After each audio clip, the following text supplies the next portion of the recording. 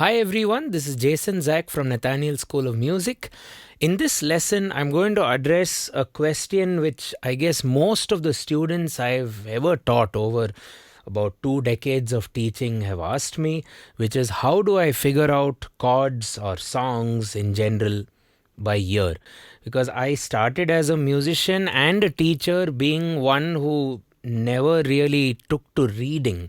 I've not looked at sheet music, and I also started learning and performing in an era, you could say, where there was no YouTube and no other forms of technology to help you learn, and sheet music was just something I never gravitated towards. So it's always been about jamming and collaborating with musicians and learning a few things along the way. So that's what I'm going to share with you. This is primarily going to be a reality check for harmonic ear training. Just what should you do, what should you prep yourself with, and it's a reality check. So in the sense, can you actually do this at this given point of time? Because ear training is not going to happen instantly. It's like a workout for the brain.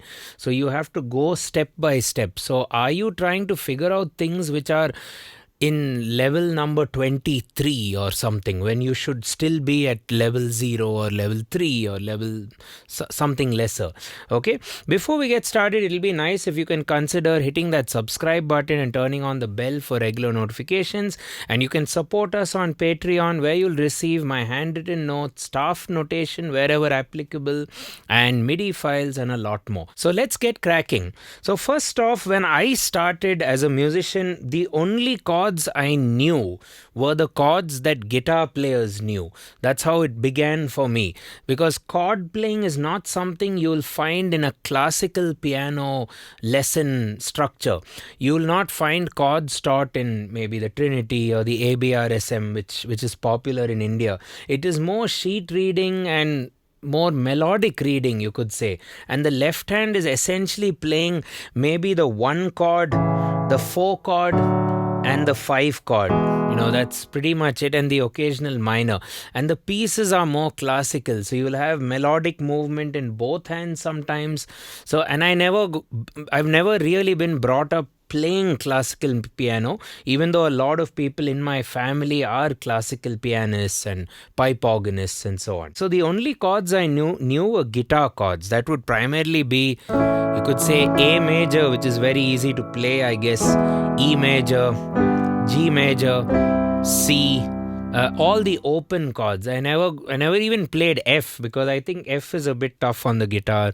B flat is a bit tough. The sharps and flat chords are a bit tough. B was pretty tough. And I ended up learning them on the guitar as well. So I kind of learned both instruments together, the piano and the guitar. And then whenever I came about the other chords, so to speak, I would ask musicians or mark them out in what you could call as a chord sheet, which back then I just used to use a notebook, like an A4 size notebook, which you get in any store, a blank notebook, and it was song by song. So the good habits for me, I think back then, was every song I've ever learnt, I've always written it down in a book, and I've kind of taken pride to maintain that, and I make sure I don't lose the book. I sometimes rewrite it to make multiple copies. I take printouts, Xeroxes, and it's kind of, I get a bit obsessed with the process. In a way, it told me if I have to play a song, I first have to write it down, and it also got me to be against notation and internet chords or Google chords, not because I didn't want to go that route. I just felt that it's kind of cheating when I started off. But as I continued in my journey, I also realized that you can't trust sheet music. I've had a case where I went to the official band's website and I was learning a song, and the chords were absolutely wrong. My guitarist learnt it and he swore blind that those are the chords. But, well, I had to prove it to him, and it took some time to convince people, and it was on the official band's website. I mean, bands don't care about making notation and transcribing their own songs, right? That's not their job. Their job is to win Grammys. So Google still and back then was really bad for chords. Now it's obviously improved, but back then it was horrendous. And it was always these easy versions. And then you get to monetize this. So you would have bookshops where you'll have the melody line, and on top of that you have the chords. Now that melody line and the chords, they use that same concept, I guess, in the real books or the jazz books for playing jazz standards. Those, there are some really good books. I have a few. So I guess the pop guys and the rock guys were trying to go in that route, and that's why I kind of prefer to write it on my own and mark out doubt areas. Don't come to a teacher or don't draw to a conclusion that you don't know how to hear chords. You just don't know how to hear perhaps some chords. So the word some is very, very important, because this is a process, right? It's like a sport where you can probably do a forehand but not yet a backhand. You have to work on that. Or maybe this backhand but not that backhand, and so on and so forth. Mark out the points of interest and then ask musicians and keep updating your knowledge. So for example, in a jam room now, if you only know major chords, somewhere now the guitarist plays a D7th. Now D7th is a very easy chord to play on the guitar. I think it's even easier than playing D major, and maybe even an E7th with a sharp 9 is actually very famous for a guitar. We call that, at least we call that in my friend circles, as the Jimmy chord, because Jimi Hendrix uses that. So keep updating based on your knowledge. And it's not just for piano players. It could be any musician playing. You just hear something which is out of the blue and ask the question, what did I just hear? First, enjoy what you're hearing, and be curious with what you're learning. And that curiosity and that enjoyment will automatically force you to ask your bandmates or your fellow musicians. You can check out my playlist on YouTube where there's a set of all my favorite chords. I've done a video literally on each chord. And then over time you get into some music theory concepts, which I think is the best friend for ear training. How do I figure out chords by ear? It's more, how do I figure out chords fast by ear? Because when you're hearing a song, first of all, you hear the chord and then it just moves to the next chord, right? So you don't know the connection. It's going by very fast in a fraction of a second. So it's more, how do you hear it fast? You definitely heard it. Everyone heard it. Even non-musicians heard that chord. But how do you hear the chord fast? So for speed listening, you need theory. So theory will bracket it and say, okay, let's do what a computer does, essentially, which is pack its data into bytes and bytes of information. So that's essentially how I think we want our brain to work. It's the same with speech. It's the same with language. You'd rather not just learn a word, right? You'd rather learn a sentence, speak that, and you get better with your spoken communication of that particular language. It's the same with music. So what you need to do with theory is figure out, first of all, the set. If you're on a scale, what are the available chords? What are the resources or the tools which you're pretty much going to use for the most part? It's like you call a carpenter to your house, and even if he doesn't know what you want and you just say, fix my table, he's going to bring a few essential tools, right? So that's your diatonic knowledge. Which scale is this song on? Don't jump to chords when you don't even know the scale. So find the scale.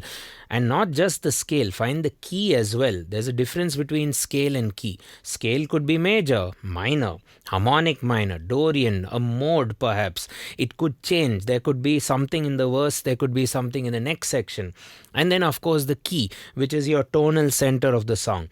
And after you do that, your music theory needs to get you to understand what are the available chords of the scale. So if it's A major, what are the available chords? You'll have your 1 major, A major, your 4 major, D major, your 5 major, E major, and then the minors. B minor, C sharp minor, F sharp minor, which is the 6 minor, and finally the 7 diminished, which is rare, but It's important to know. Now, if you need more devices or more weapons or more tools along the way, it's very much based on the song. For example, if you're a fan of Elton John, you're going to get a lot of secondary dominance. My yellow brick road,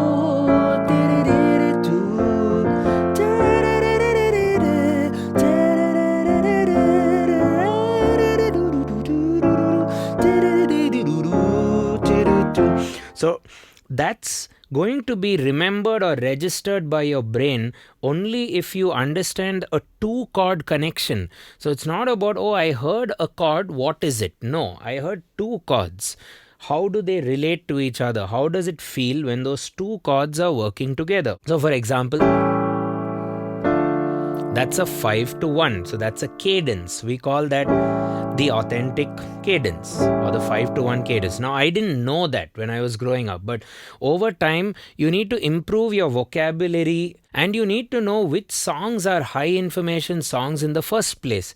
Now, if you are a fan of Elton John and if you're learning music at the time, you need to first of all know that Elton John is not easy harmony. It's not as easy as maybe figuring out a Coldplay song or an Ed Sheeran song or a Taylor Swift song, which is essentially diatonic harmony. You'll be rooted to that key and that scale.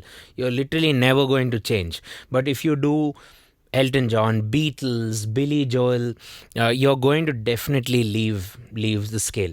And I realized that as a kid growing up, there were rock bands. Now, being a rock fan, you tend to think, oh yeah, Green Day is the band, Linkin Park. We used to think, oh, that's the music, and maybe Britney Spears is someone you shouldn't like, or it's too cheesy, it's too commercial, and so on. But, there are songs from Britney like Toxic, or some great songs by Michael Learns to Rock, which I used to play back in the day.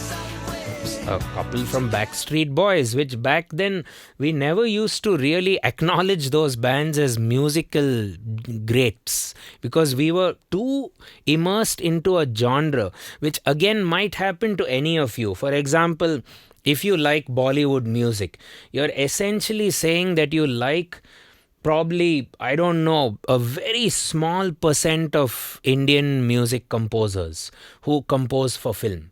What about the others? Now, back in the day, we had the radio.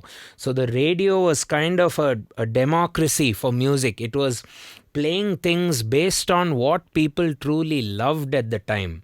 The radio stations had humans. They didn't have algorithms like what it is today, where you're forced into this, TikTok era of forcefully listening to music just because the video went viral or because the movie is a viral hit. Well, if the movie is viral, why should the song appeal?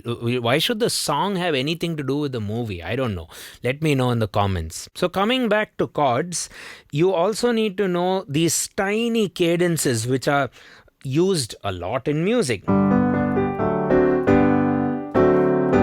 Things like 5-to-1. So these are the things you need to be aware of, and just have some fun with fellow musicians around you. So a lot of bandmates used to have some fun, and annoy me sometimes with major 7th chords. I used to never like them. It just felt a bit boring compared to a minor major 7. That tells a decent story. Major 7ths were annoying, but then I learned that when you invert a major 7th, it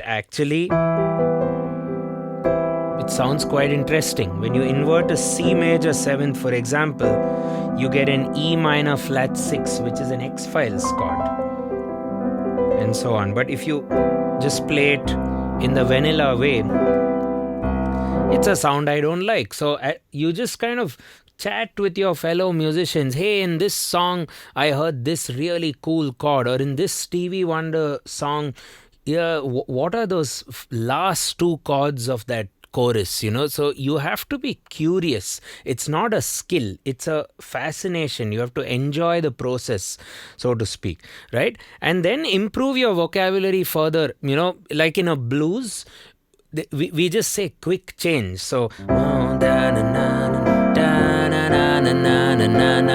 so when you go to the 4 and then come back to the 1, you have a quick change. Or you can just say, simple things like BB King blues or a 16 bar blues, which is actually a thing, or hey, the blues which Eric Clapton used in that song. Can we play? And you can actually compose based on that. You can say, okay, there's a 16 bar structure or an 8 bar blues framework. Let's try and play that and compose on that. And by speaking it and jamming it, you improve your vocabulary. And also things like the turnaround sections,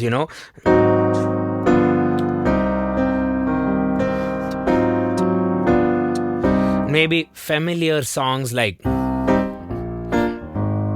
Hit the Road Jack. Now you have so many YouTubers who kind of compare chord progressions. They say, okay, this progression could be so many songs. So you could watch those videos, and create a template, which is essentially the Andalusian cadence. I've done a video on Andalusian cadence. You should check it out. I've done a long series on it, actually. So, hit the road, Jack. Don't you come back no more. So many songs have this I'm feeling good, ba-boom, ba-boom. The tempo will be different, but the harmonic content is, well, the same. So you can give names to these weird chords. You can just say, this is the Clapton cadence, That's what I used to call it, in the end of the electric version of Layla with the Derek and the Dominoes. So that's nothing but a minor sixth with a major seventh out there. And you can even kind of substitute that with a 7 flat dominant and then back to C. Now, I never knew any of that, but I knew how to play Layla by Eric Clapton. So if I know that and if I invested the time, the advantage is sometimes you play gigs where the singer wants you to change scale, or the guitarist says, I don't like D, or, you're playing with a horn player or whatever. So that forces you now to transpose and learn how to move this progression. So you acknowledge and you respect that 2-chord movement a lot more than a fast food joint where I just want to hear that chord right now and detect that it's F major, which is unfortunately all the ear training apps out there, which I highly don't recommend. Ear training apps, I think, are just for musicians to see or test whether we are fit, whether our ears are fit. They are not for newcomers. So if you haven't done what I'm saying in this video, try and do this, try and prioritize this and use the ear training app here and there just to check, am I getting it? Is it improving? Or check with actual songs. That's way better. Okay. So yeah, then you have, things like the Epic Cadence, which now I come to a point where, in my teaching stages, I didn't know what to call that, where you're playing Twinkle, Twinkle, Little Star, how I wonder what you are. So initially we used to call it the Kiss from a Rose cadence, that famous song by Seal. And then you kind of do that same movement or that progression on different keys. So on C, and then on D.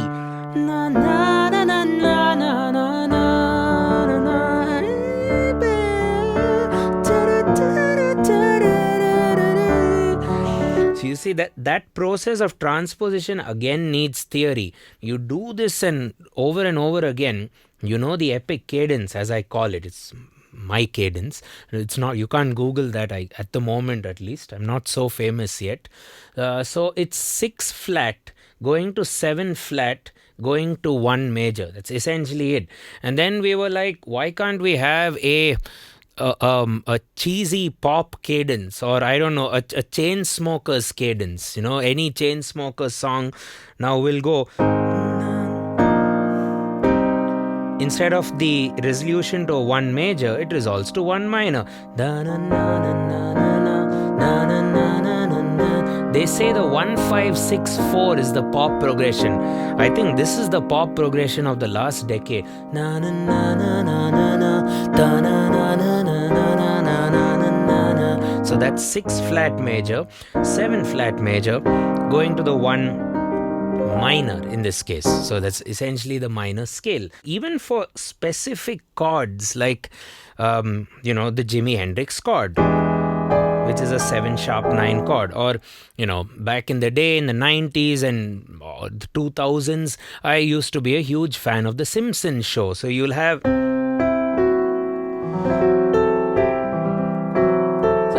I was always curious, what is that chord? Why does it sound so chaotic? I mean, it does sound so chaotic and busy, but what is going on there? And you realize that it is in fact a major chord with a flat 5. So you can say C major flat 5, but I don't think I've ever called it a C major flat 5. I've just called it a Simpsons chord, and strangely enough, if you speak to some of my older students, they actually, if you ask them how did I teach it to them, they literally say, yeah, sir taught it to us and said C Simpsons or C Simp. I don't know. They used to come up with their own abbreviations. So these are the things which really matter. You really get into the chord. You get invested into what you're doing, which I think is important. And especially and wherever you are, whichever, if you're a church goer, you have the Amen cadence, which is at the end of any hymn. Amen, Amen, Amen. And if you see each melody sung in different choirs or in different churches are actually doing a 4-1 resolution. Amen. Or Amen. You could sing it whichever way. Amen. And that kind of happens in every hymn, right? That's called the Plagal cadence. And you minor it, even though you don't sing that in the Amen context. Eric Clapton does that a lot. So that's the Plagal. So in theory, we say that's the Plagal cadence, or that's the minor Plagal cadence, where the minor sixth could resolve to the tonic. Okay, or if you're a rock music lover or maybe a rock and roll lover, you hear things like so that's a chromatic sliding of chords. So you can call that the Jailhouse Rock movement or the Jailhouse Rock cadence. Everybody that's wrong. And then back. You can kind of even do the chromatic descent for some song. So now we come to some actual ear training, which is how do you detect the chord? Well, first, detect the notes in the chord. Why do you want to say, oh, that's a major chord, that's a minor chord? So the things which you need to be aware of are detect the bass of the chord, detect the lowest possible thing that you are hearing. And when you're listening to this chord, listen to it in the context of the actual song. This is why I recommend don't use too many of the apps, because the apps are going to give you the answer very easily with just an exposed sound. That's a piano or just one instrument, because they're doing this using like a general MIDI program, which is not going to give you a good sounding thing to hear. There won't even be bass. So in the actual song, sing and detect just the bass note, just the root. So if you're playing this chord, so you need to sing that. By detecting it, I don't mean, oh, yeah, I detected it. No, that doesn't mean anything. You have to sing the answer. So that's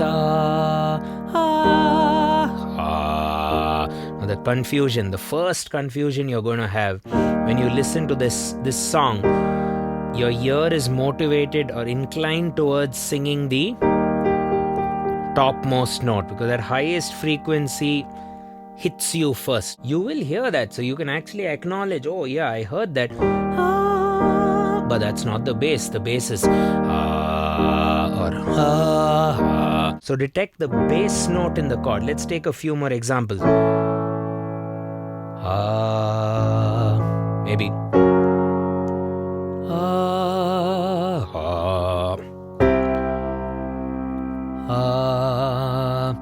Now here's the hack. You've heard C.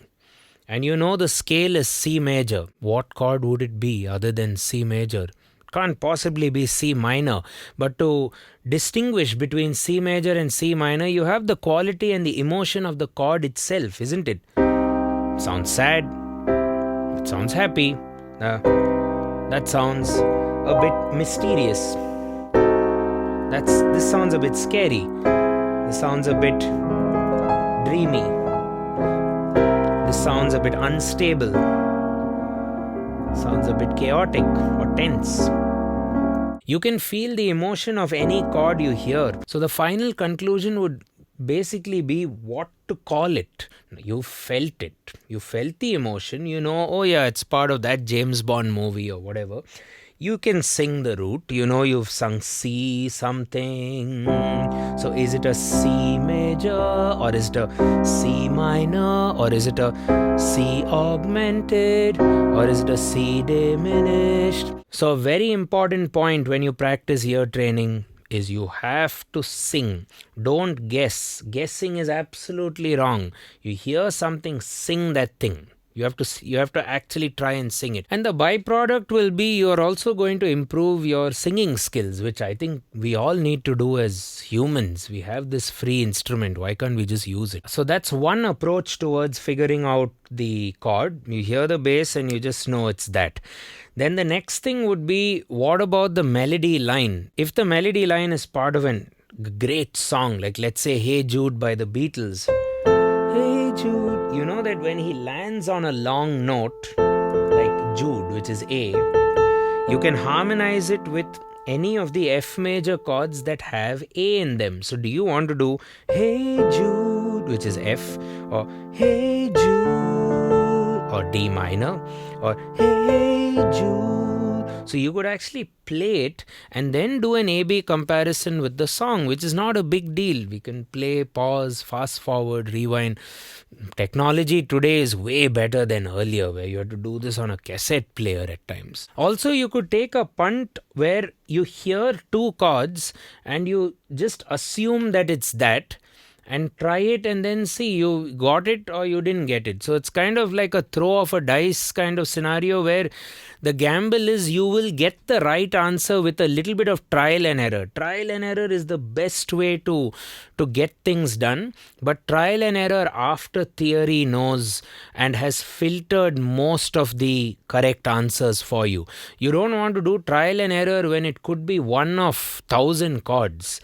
You want to do trial and error where you know, okay, it feels like a major. It's from a major scale. I know the major scale is B flat major. So what are the major chords of B flat major? 1, 4, 5. Well, write that down. This is why theory is important. So that's B flat, E flat and F. There we go. B flat, E flat, F. Case closed. Job done. So it's going to be one of B flat, E flat, F. Try that out. Oh, it's not B flat. Why? Because also B flat is the stable chord. It's the tonic chord. It feels a bit unstable. So let me try F. Oh yeah, it is F because F is the dominant. The 5 goes to 1. Your ears need to be curious first. The curiosity comes with the theory. So the last thing I'd like to leave you with to detect notes of a chord is a little bit of a physics arpeggio hack, where if you use, well, in a lot of cases, a string sound to figure out chords. If you take, let's say, this chord, first off, you need to digest it. You need to kind of listen to this chord, probably close your eyes, and you can actually feel the notes ringing, not together. Because the fact that you can hear all these notes is because each of them is a fundamental vibrating frequency with overtones.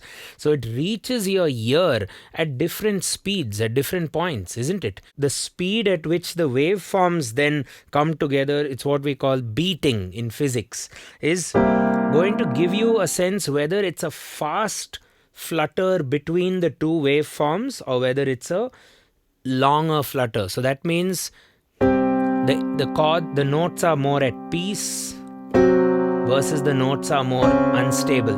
So if you hear a very quick wave vibration with your ears, that can only happen if you close your eyes and focus and wait and listen and hold. See, it's like, it's really fast. But if I play,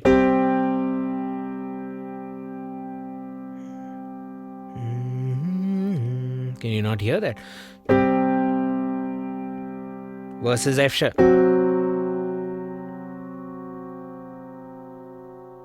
It's a bit chaotic, it's a bit faster. And then it's a lot faster. Minor. And the same process can happen with a very, very big chord, like maybe so train yourself, if you're maybe at a more intermediate or advanced stage, to play or push down a block chord and actually hear the notes independently. So this hack would be, you can even kind of close your eyes and just move your head a bit. I know you'll look very weird for people around you, but if you move your head, there's a specific spot where you can actually hear the notes one by one. And I also want to stress on the importance of music theory from the point of view of speed. Because remember, ear training needs to be fast. It's an instinct. So if you have to detect something, and if you have to write it down, and if you have to map everything down, you should know all that data immediately in your head. So if you're playing a song on E flat major, E flat, F minor, G minor, A flat major, B flat major, C minor, and D diminished. It's a 3-flat scale, namely B flat, E flat, A flat. It is somewhere placed in the circle of fifths, so I know how to modulate it. In the descending from C, it will be C, F, B flat, E flat. So I know its neighbor scales, I know its intervals, I know pretty much anything. And if I have to build 7th chords, that's also in the bank. E flat major 7th, F minor 7th, G minor 7th, A flat major 7th, the B flat dominant, the C minor 7th, then the D minor 7 flat 5 and back to root. You should also know the modes which are formed with that. So E flat would be Ionian, 2nd degree Dorian, 3rd degree Phrygian, 4th degree Lydian, 5th degree would be Mixolydian, 6th degree Aeolian or the natural minor, and the 7th degree will be Locrian. Okay, same thing, modes of other scales like harmonic minor. So your music theory needs to be fast, and when you hear chords, it also has to be rhythmically fast, because you need to know where did that. See, if you're trying to if you're trying to detect what is that chord, you should also know when that chord was hit in the first place. You should acknowledge, hey, at beat number 2, there was a chord. Hey, at the end of the 3, there was a chord. At the next bars 2, there was a chord. There is a chord, and so on. So you have to know where the chord is, acknowledge that it is there, maybe figure out, okay, in a bar of music, how many chords are there? Is it 2? Is it 1? Usually for pop songs it'll be 1, or is it more? Things like that we have to figure out. And just to conclude the lesson, I'm going to give you just a few tips that I've gathered through so many musicians over the years, which I would love to share with you now. So first off, reality check. What do I know at the moment? Have I checked it with multiple song learning attempts, and can I have a progress report? So what do you know at the moment? Do you just know major and minor chords? I mean, have you immersed yourself only in songs that have those chords? Have you even heard, like you come to me and you want to learn, a fancy minor 7 flat 5, and you know the theory behind it. Do you know a song which uses it? Is a reality check question you have to ask yourself. Do you actually listen to such music? So first listen, like enjoy the sound, enjoy the movement, enjoy the emotion, and let it inspire you, let it enter your brain. And after that, you will detect it. The detection process is an outcome of loving it. And have a reality check. Okay, at this current moment, I know major and minor chords, and I want to take that knowledge to town. So what do? Listen to Oh Brother, Where Art Thou, the soundtrack from that movie. And that's literally it. The whole movie will have, songs like just major chords, Na na na, oh glory, I'll fly away. Da na na na na na na na, I'll fly away. Right? Things like that. Country roads take me home to the place I belong. Home. Or maybe some children's songs or folk music. So those sort of things might be a good start. Then you go to then you can find songs that have seventh chords. Then do some non-diatonic stuff. And if you have figured out major and minor chords, how many songs have you done it with? Have you done volumes with that? It's same like a sport, right? If you can beat one opponent, how does that guarantee that you're good at that sport? You have to beat many people, climb a ladder, then there's a ranking system and whatnot. Then get very used to your piano skills. So if you're listening to something and you're hearing it very well, you've acknowledged it, your theory is already good, can you actually play it? Becomes a very, very important thing. So if you heard an A flat major 7th chord, one of the reasons why you don't take this forward is because you don't know that chord on the keyboard and you don't know it with all the inversions. So bring your technique also in. This is very, very important. How to ask help from musicians and teachers. Don't just generalize your question or your concern. Don't just say, sir, I don't know how to get chords for a song. Or, sir, I know major and minor chords. It's fine. I'm done. Or, don't just say, oh, this is such an awesome song by Green Day or by Radiohead. Don't just say that. Say why it is awesome. Say which chords interested you harmonically, why you liked it. And then when you're communicating with a musician, it'll always be he has some doubt to clear, which will be chord number 3. You have some doubt to clear, which is maybe chord number 4.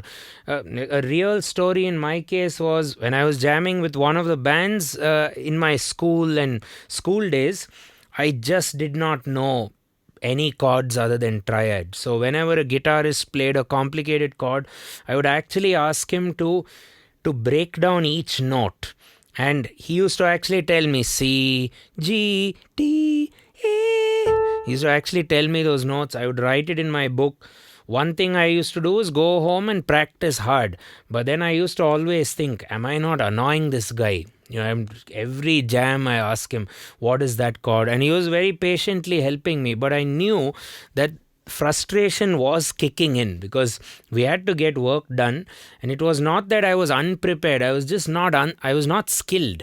So I had to figure that out. So over time, I stopped asking him, what is that chord? I gave it my own name, and I knew, I've asked him the same kind of chord for all of that band's original music. Then I realized, hey, this band seems to like that chord. So let me learn that chord on all 12 keys. And then I learnt about 4 or 5 templated chords and I could play with that band for a good number of years. And whenever you are not prepared, make sure you tell people that, hey, I'm not prepared. I haven't learned that song yet. Don't act. Don't fake it. It won't work. It's just a waste of time. And some good habits to leave you with: write it all down. Whatever you're figuring out, write it all down. Sing. Even if you're not a professional singer or the lead vocalist of your band, make sure you sing. There is no filter between your brain and your voice. There is a filter between your brain and the piano because you can't play what's in your head. But for the most part, you can sing what's in your head. Yeah, and improve all your aspects of harmony, not just chords, also intervals, harmonic intervals. Know what a fifth is, know what a fourth is. And avoid cheating, as I call it. Cheating could actually be going to a store and buying an expensive Disney songs notation book. Now that is cheating, but it might also hit you. And your ego will not tell you that you're wrong, because you've spent so much money for that book of songs. Great songs, by the way. You'll have Pocahontas, you'll have Little Mermaid, you'll have all the hits in one book, but all the chords will be absolute nonsense, and you're paying so much of money for that book cover, original Disney logo and whatnot, but the chords are absolute nonsense. Google, also nonsense. Who's writing these chords? Definitely not musicians, because they'll want to be paid for it. So yeah, so don't trust chords, use your ear. The last good habit would be listen to high information music with a lot of variety. If you're a musician, you cannot listen to music like how your friends listen to it, or how the average person, who's working out in a gym or in a flight, or someone will just say, hey, I just want some ambient music to relax and whatnot, or I just want some dance music to motivate me while I'm going for a run, so I go to Spotify, just hit some dance playlist or whatever. That's not how you should consume music as a musician. As a musician, you are part of an extremely small population, so you have to change your mindset, your character, your process when you deal with this field, since all of you are in this field. So think different. You have to think very differently than the average guy in a park or a street, putting his headphones on and listening to stuff. It's sort of an elite swimming pool which you need to get access to. At the time of making this lesson is actually January 1st. So I ended up thinking, okay, what am I going to do? What's the first month of this year going to be about? So I figured the Grammys are generally come about end of the month or early Feb. So that's a great starting point for high information music. You need to go through all the other categories. Like there is, for example, there is Christian contemporary, which I'm not a fan of, but there's gospel, which is also going to do kind of religious Christian lyrics, but there's a difference in genre. Gospel is more closer to blues, and Christian contemporary is, I guess, closer to pop, like regular old pop country music. And then you can check out roots genres which are being forgotten, like Americana, reggae, funk, Motown, disco, old school disco, things like that. And also music with no lyrics, just instrumental stuff, like an album which Bela Fleck and Chick Corea released. I'm sure it's going to win this year's Grammys. It has to win. It's incredible. Or you can listen to kind of world music where you don't even know where it came from. It's just a culture unknown to you. Right? So in a nutshell, prioritize music theory and ear training. Don't only prioritize the technique of your instrument. You need to know what to play in order to play. Okay? And don't only be obsessed with reading and notation as it is today. I sometimes wonder how and why notation even started in the first place, and how it was used in the time of Bach and Mozart and Beethoven and all the classical composers. Did they ever use that tool to read and play, like stare at it and play? Not at all. I don't think that was their use case scenario. I think their ears were damn good. So if we ask ourselves, why did they even have notation?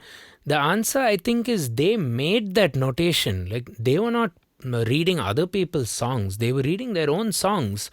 Then why did they even need to read it when it's their own music, it's in their head? Well, they were writing for like 80-piece orchestras one day. The next day they were writing for choirs. One album a week, that was Bach's job. And it was not pop music, it had to be unique music which drew people to that location. Same with Mozart. Every event, every festival as it were, he would have to compose something different, something like a piano sonata one day, something with a choir the other day, something with a string quartet, and something with a full-blown orchestra. And their work is there for all to hear. So they would need notation, I would imagine, to remember their work. So in my view, notation was the world's first recording software, or DAW. That's all it was for them. They didn't have tape storage, neither did they have computers. So they just used this, and they protected notation as well. They made sure it was readable, they could communicate it with other fellow musicians, and it was on paper, so they had to obviously protect it from the elements, like a crow coming in and doing its business, or maybe just getting blown away somewhere, or an ink bottle falling on it, or whatever. Yeah, so that's about this rather long rant, everyone. The main intention was to motivate you and or encourage you, or to give you a reality check about harmonic ear training, about figuring out chords. It's a tough question to answer. It's a tough method. It's a sport. A lot of resources to help you along your way. You can consider our members only courses on our website. We've recently started a lot of ear training lessons in that department. You can check that out. There's also music theory, as always, and it's an ever-growing collection. You could check it out. Or you can join our school and learn from us in person, learn from me. The challenge of YouTube is, for ear training, is we can't play any songs. They take it down. They might give our channel a copyright strike, or they might demonetize the video, or they might just take it down. They might just give us a warning and say, you have to take it. And it's happened quite a few times. So we've stopped playing actual music. That's where you might want to consider our website, or join a class in person where we'll just play you the original song and give you some guidelines along the way. You can also check out our playlist, our ear training playlist for additional learning. So thanks a ton for watching the video. Thanks for your support. And if you can support us even more by hitting that subscribe button, turn on the bell icon for regular notifications, and do leave us a comment with other topics that interest